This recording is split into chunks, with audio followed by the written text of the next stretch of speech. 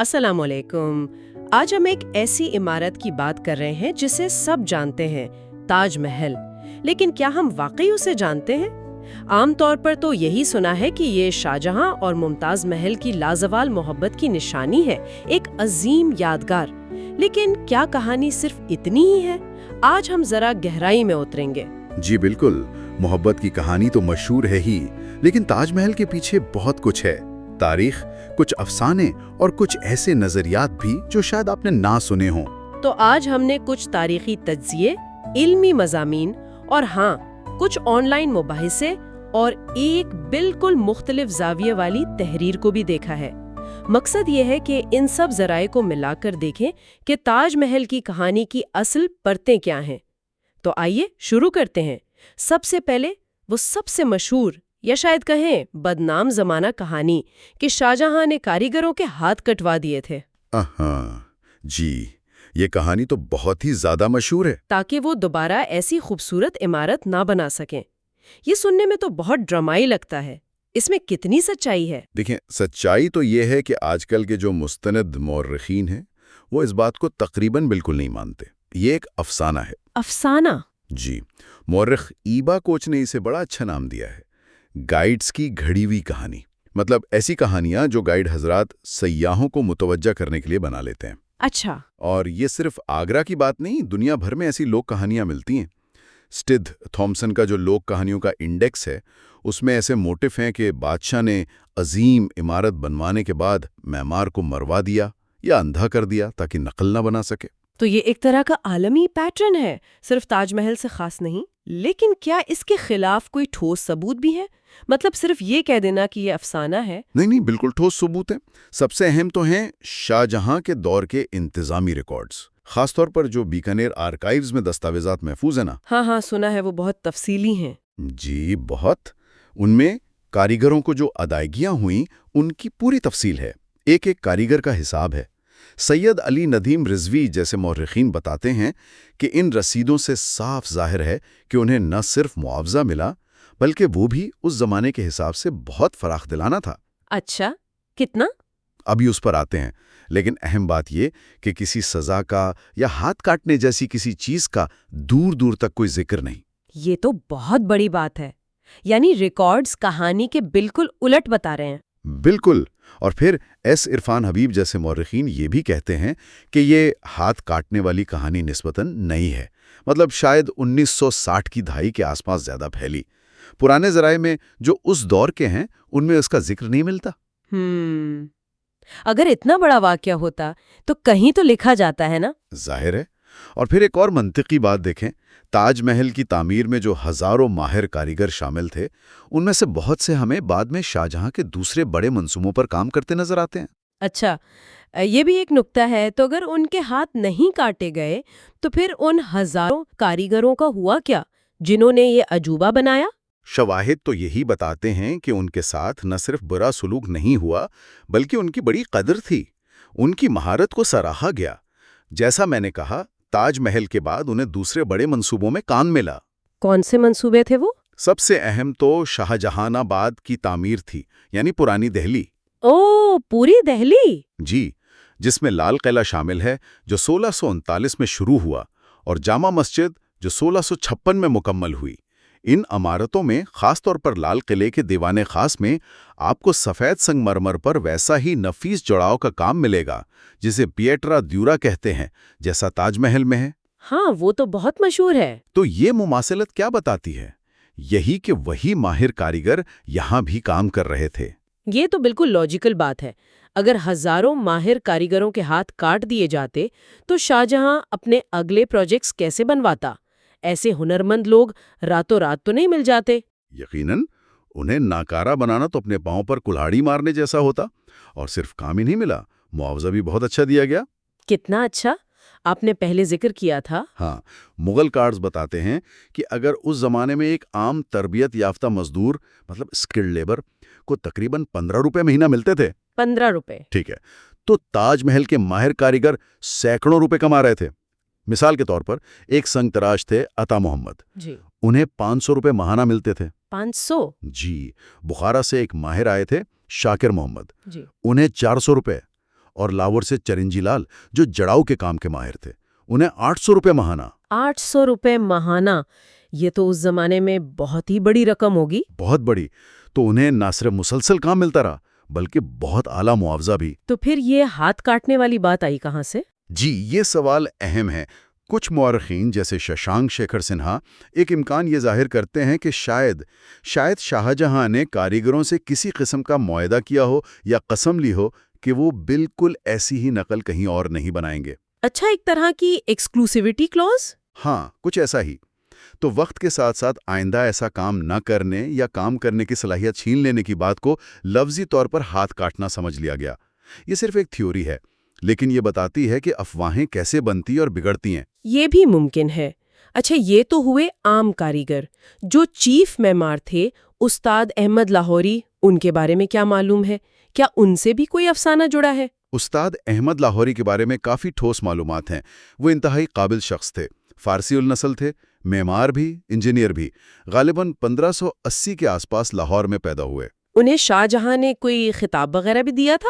جی بالکل، شاہ جہاں نے انہیں استاد یعنی ماہر اور نادر العصر یعنی اپنے دور کا عجوبہ جیسے خطابات سے نوازا تھا۔ ان کا پورا خاندانی فن تعمیر سے وابستہ تھا۔ ان کے بیٹے بھی معمار تھے۔ تو کیا انہوں نے تاج محل کے بعد بھی کوئی اہم کام کیا؟ جی ہاں، اور یہی بات اس افسانے کو مزید رد کرتی ہے۔ تاج محل کے علاوہ انہیں شاہجہان آباد میں لال قلعے کا مرکزی معمار بھی مانا جاتا ہے۔ اوہ، لال قلعہ بھی انہوں نے ڈیزائن کیا؟ جی، لال قلعے کی تعمیر 1639 میں شروع ہوئی اور 1648 میں مکمل ہوئی۔ یہ صاف ظاہر کرتا ہے کہ وہ شاہجہاں کے منظور نظر رہے اور ان کی خدمات آخر تک حاصل کی جاتی رہیں۔ اور ان کی وفات کیسے ہوئی؟ استاد احمد لاہوری کی وفات 1649 میں ہوئی، تقریباً 69 سال کی عمر میں، اور یہ قدرتی موت تھی۔ قدرتی موت؟ جی، یہ تاج محل کمپلیکس کی مکمل تکمیل جو 1653 میں ہوئی، اس سے کچھ سال پہلے کی بات ہے، لیکن مرکزی مقبرہ اور اہم حصے بن چکے تھے۔ ان کی موت کے حوالے سے کسی قسم کے تشدد، سازش یا شاہجہاں کی ناراضگی کا دور دور تک کوئی اشارہ تاریخ میں نہیں ملتا۔ تو خلاصہ یہ ہوا کہ کاریگروں اور معمار کے ساتھ ظلم کی کہانیاں تاریخی شواہد کی روشنی میں بالکل بے بنیاد لگتی ہیں۔ جی، مورخین کا اتفاق رائے یہی ہے۔ ٹھیک ہے، تو اب آتے ہیں اصل سوال پر۔ اگر تاج محل صرف ایک رومانوی یادگار نہیں اور ہاتھ کاٹنے کی کہانی بھی غلط ہے، تو پھر یہ ہے کیا؟ کیا اس کے کوئی گہرے علامتی معنی بھی ہیں؟ یہ بہت اہم سوال ہے، اور یہاں آ کر تاج محل کی کہانی واقعی بہت دلچسپ ہو جاتی ہے۔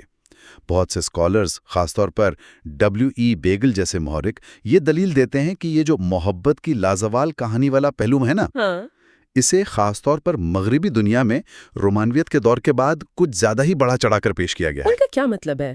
کیا وہ شاہجہاں کی ممتاز سے محبت پر شک کر رہے ہیں؟ براہ راست محبت پر شک نہیں، بلکہ اس بات پر کہ کیا تاج محل صرف محبت کی وجہ سے بنایا گیا تھا۔ وہ شاہجہاں کی شخصیت کے تضادات کی طرف اشارہ کرتے ہیں۔ کیسے تضادات؟ کہ وہ ایک عظیم بلڈر تو تھا، لیکن ساتھ ہی ایک سخت گیر حکمران بھی تھا۔ تخت حاصل کرنے کے لیے بھائیوں کا قتل۔ سر تھامس رو جیسے ہمعصر مبصرین اسے اقتدار کا بھوکا کہتے ہیں۔ کچھ یورپی سیاحوں نے تو اگرچہ ان کی باتوں پر پوری طرح یقین نہیں کیا جا سکتا، لیکن انہوں نے کچھ متنازع الزامات بھی لگائے ہیں۔ مقصد ان الزامات کو سچ ماننا نہیں، بلکہ یہ دکھانا ہے کہ شاہ جہاں کی شخصیت صرف ایک رومانوی ہیرو کی نہیں تھی۔ اسی طرح وہ جو کہانی ہے کہ دریا کے پار ایک سیاہ تاج محل بنانے کا منصوبہ تھا، ہاں وہ بھی سنی ہے۔ ٹاورنیئر نے اس کا ذکر کیا ہے، لیکن زیادہ تر مورخین اسے بھی ایک افسانہ ہی مانتے ہیں جس کا کوئی ٹھوس ثبوت نہیں۔ تو اگر یہ صرف محبت کی کہانی سے زیادہ ہے تو وہ زیادہ کیا چیز ہے؟ ایک بہت اہم تشریح جسے کافی وسیع پیمانے پر مانا جاتا ہے وہ یہ ہے کہ تاج محل دراصل جنت کی ایک زمینی تمثیل ہے، جنت کا ایک ماڈل۔ جنت کا ماڈل کیسے؟ دیکھیں، مغلوں کے ہاں باغ میں مقبرہ بنانے کی روایت تھی، اور یہ باغات اکثر قرآنی جنت کے تصور پر مبنی ہوتے تھے۔ اچھا، تاج کمپلیکس میں اس کی کیا مثالیں ملتی ہیں؟ سب سے واضح تو وہ چاہر باغ ہے، 4 حصوں والا باغ۔ یہ جنت کی 4 نہروں کی علامت سمجھا جاتا ہے: دودھ، شہد، پانی، شراب۔ ٹھیک۔ پھر مقبرے کے سامنے جو مرکزی حوض ہے اسے حوض کوثر کی تمثیل سمجھا جا سکتا ہے، جو جنت میں ایک چشمہ ہے۔ اور خطاطی کا کیا کردار ہے اس میں؟ خطاطی تو بہت ہی اہم ہے۔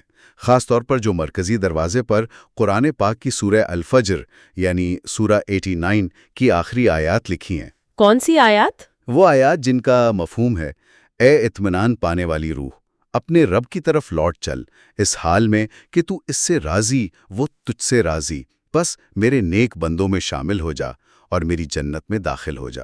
یہ تو براہ راست جنت میں داخلے کا پیغام ہے۔ واہ، یہ تو بہت واضح ہے۔ جی، اور یہ خطاطی امانت خان شیرازی کی ہے، جو اس دور کے عظیم خطاط تھے۔ انہوں نے اکبر کے مقبرے پر بھی کام کیا تھا۔ تاج محل میں قرآنی آیات کا انتخاب بہت سوچا سمجھا ہے۔ یہ صرف سجاوٹ نہیں بلکہ ایک پورا پیغام ہے، یوم حساب، اللہ کی حمد و ثنا اور جنت کے موضوعات پر۔ تو جنت کی علامت تو سمجھ آ گئی، لیکن آپ نے W.E. بیگل کے ایک اور نظریے کا بھی ذکر کیا تھا جو شاید اس سے بھی زیادہ گہرا ہے۔ جی ہاں، وہ بیگل کا ایک متنازع لیکن بہت دلچسپ نظریہ ہے۔ وہ کہتے ہیں کہ تاج محل صرف جنت کی تمثیل نہیں بلکہ یہ اس سے بھی بڑھ کر خدا کے تخت یعنی عرش الہی کی علامت ہے۔ عرش الہی، خدا کا تخت، یہ تو بہت ہی بڑی بات ہے۔ اس کی کیا بنیاد ہے؟ بیگل اس کے لیے کئی دلائل دیتے ہیں۔ ایک تو مقبرے کا مقام دریا کے کنارے اونچی جگہ پر، دوسرے وہ جو پیاز کی شکل کا بڑا گنبد ہے، ہاں وہ تو تاج کی پہچان ہے۔ بیگل اسے شاہی تاج یا تخت سے مشابہ قرار دیتے ہیں۔ پھر چاروں کونوں پر جو مینار ہیں انہیں وہ عرش الہی کے ستون یا فرشتے اوتاد سمجھتے ہیں۔ اچھا، پھر وہ خطاطی میں جو قیامت، حساب کتاب اور عرش اٹھانے والے فرشتوں کے ذکر والی آیات ہیں ان کی طرف توجہ دلاتے ہیں۔ قبروں کے گرد جو 8 پہلو جالی ہے اس کی بھی علامتی اہمیت ہے، کیونکہ روایت میں 8 فرشتے عرش اٹھاتے ہیں۔ کیا قبروں کی بھی کوئی خاص علامتی تشریح ہے اس نظریے میں؟ ہاں، بیگل ایک قدم آگے جاتے ہیں۔ وہ تجویز کرتے ہیں کہ شاید ممتاز محل کی قبر لوح محفوظ کی علامت ہے۔ لوح محفوظ جس پر تقدیر لکھی ہے؟ جی، اور شاہ جہاں کی قبر قلم الہی کی، یعنی وہ قلم جس سے تقدیر لکھی گئی۔ یہ تصورات صوفی مفکر ابن العربی کے خاکوں سے ملتے ہیں۔ یہ تو بہت ہی گہری باتیں ہیں۔ بالکل، اور وہ اسے شاہ جہاں کی اپنی شخصیت سے بھی جوڑتے ہیں۔ اس کا تختوں کا شوق جیسے تخت طاؤس، اس کا خود کو ایک مثالی حکمران یا انسان کامل سمجھنے کا رجحان، جس پر شاید شیخ احمد سرہندی جیسے صوفیوں کا اثر ہو۔ اور پھر خود شاہ جہاں کے کتبے میں رضوان، جنت کا دربان، اور ایلین، جنت کا اعلیٰ مقام جیسے الفاظ کا استعمال۔ واہ، مطلب یہ تاج محل کو صرف ایک بیوی کے مقبرے سے کہیں آگے ایک کائناتی اور روحانی سٹیٹمنٹ بنا دیتا ہے۔ بالکل، یہ ایک پیچیدہ علمی تشریح ہے۔ ضروری نہیں کہ سب اس سے متفق ہوں، لیکن یہ دکھاتی ہے کہ تاج محل میں محبت کی کہانی کے علاوہ اور بھی بہت کچھ ہو سکتا ہے۔ یہ متن، تاریخ اور فن تعمیر کے باریک تجزیے پر مبنی ہے۔ تو ہم نے دیکھا کہ جو مروجہ تاریخ ہے اس میں بھی محبت کی کہانی کے علاوہ جنت اور حتیٰ کہ عرش الہی جیسی گہری علامتی پرتیں موجود ہیں۔ جی ہاں، لیکن اب ہم ایک ایسے نظریے کا جائزہ لیں گے جو ان تمام باتوں کو مطلب مغل تعمیر والی بات کو ہی چیلنج کرتا ہے۔ یہ P.N. اوک کا تیجو محالیہ نظریہ ہے، اور یہاں یہ واضح کرنا بہت ضروری ہے کہ ہم غیر جانبداری سے صرف وہ دعوے پیش کر رہے ہیں جو ہمارے ذرائع میں بیان ہوئے ہیں۔ ان کی تصدیق یا تردید ہمارا مقصد بالکل نہیں ہے۔ جی ہاں، یہ ایک ایسا نظریہ ہے جو پوری مین سٹریم تاریخ کو چیلنج کرتا ہے۔ اس کے حامی، جیسا کہ ہمارے ذرائع مثلاً بھٹا تھالے کی تحریر میں ذکر ہے، اپنے دعوے کی بنیاد کئی نکات پر رکھتے ہیں۔ کیا ہے وہ بنیادی نکات؟ ایک تو وہ تاریخی دستاویزات کی اپنی تشریح کرتے ہیں، جیسے بادشاہ نامہ میں ذکر ہے کہ تاج محل کی جگہ پہلے راجہ مان سنگھ کا محل تھا جو ان کے پوتے راجہ جے سنگھ سے لیا گیا۔ وہ اس لینے کو قبضہ سمجھتے ہیں۔ اچھا، پھر وہ اورنگزیب کے 1652 کے ایک خط کا حوالہ دیتے ہیں۔ اس خط میں تاج محل کی وسیع پیمانے پر مرمت کی ضرورت بتائی گئی ہے۔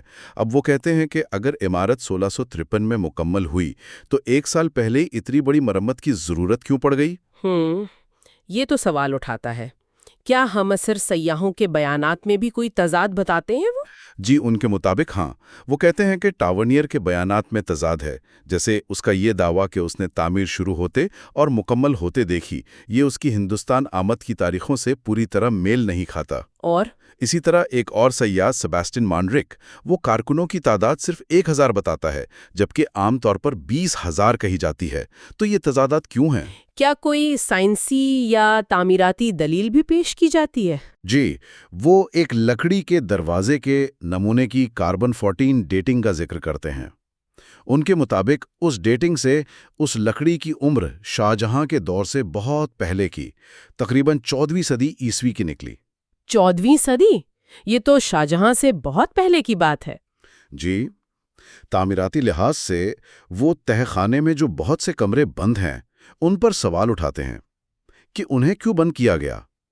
ایک مسلمان مصنف معین الدین احمد نے بھی انہیں راز کہا تھا۔ اچھا۔ پھر وہ کہتے ہیں کہ مقبرے کے احاطے میں نگر خانہ، ڈھول گھر کا ہونا یا ایک حصے کا نام گوشالہ، گائے خانہ ہونا، یہ اسلامی مقبرے کے لیے غیر معمولی ہے۔ مسجد کا رخ بھی کہتے ہیں کہ بالکل قبلے کی طرف نہیں، تھوڑا سا ہٹا ہوا ہے۔ اور وہ مینار؟ میناروں کے بارے میں وہ کہتے ہیں کہ یہ صرف آرائشی ہیں، اور اس وقت کی مساجد میں ایسے مینار عام نہیں تھے، شاید بعد میں شامل کیے گئے ہوں۔ اور ہندو علامات کی موجودگی کا بھی دعویٰ ہے۔ ہاں، یہ ان کے دلائل کا ایک اہم حصہ ہے۔ وہ کہتے ہیں کہ جو مرکزی گنبد کے اوپر دھاتی کلش ہے، اس کی شکل ہندو کلش یا ترشول جیسی ہے۔ اوہ! داخلی دروازے پر 11 چھوٹے گنبدوں کا ہونا، دروازوں پر گنیش توڑ جیسی نقاشی، سنگ مرمر پر گھنٹی کی شکل کے پھول، شنکھ جیسے نقش و نگار، اور مرکزی گنبد کی نیچے چھت پر سورج کی علامت، ان سب کو وہ ہندو علامات قرار دیتے ہیں۔ طرز تعمیر کے بارے میں کیا کہتے ہیں؟ واقعی ایک بالکل ہی مختلف تصویر پیش کرتا ہے۔ تو ہم نے آج محبت کی سادہ کہانی سے بات شروع کی، پھر ہاتھ کاٹنے والے مشہور افسانے کو تاریخی شواہد سے دیکھا، کاریگروں اور معمار کی اصل کہانی جانی۔ جی، پھر جنت اور عرش الہی جیسی گہری علامتی تشریحات کو سمجھا، اور آخر میں اس بالکل مختلف متنازع نظریے کا بھی جائزہ لیا۔ یہ تو صاف ہے کہ تاج محل کی کہانی بالکل سیدھی سادی نہیں ہے، اس میں بہت سی پرتیں ہیں۔ بالکل، اور شاید یہی چیز تاج محل کو آج بھی اتنا مسحور کن بناتی ہے۔ تاریخ اکثر پیچیدہ ہوتی ہے، شواہد کی تشریح الگ الگ ہو سکتی ہے، اور مشہور یادگاریں وقت کے ساتھ ساتھ بہت سے معنی، بہت سی کہانیاں اپنے اندر سمیٹ لیتی ہیں۔ یہ صرف ایک خوبصورت عمارت نہیں، یہ تاریخ، ثقافت، مذہب، سیاست، فن تعمیر اور ہاں، افسانوں کا ایک پیچیدہ سنگم ہے جو اس کی دیواروں میں سمایا ہوا ہے۔ اور یہ پیچیدگی ہمیں اس بارے میں کیا سکھاتی ہے کہ ہم ماضی کے بارے میں کہانیاں کیسے بناتے ہیں، کیسے قبول کرتے ہیں، اور بعض اوقات کیسے انہیں چیلنج بھی کرتے ہیں۔ اس گہری تحقیق میں ہمارے ساتھ شامل ہونے کا بہت شکریہ۔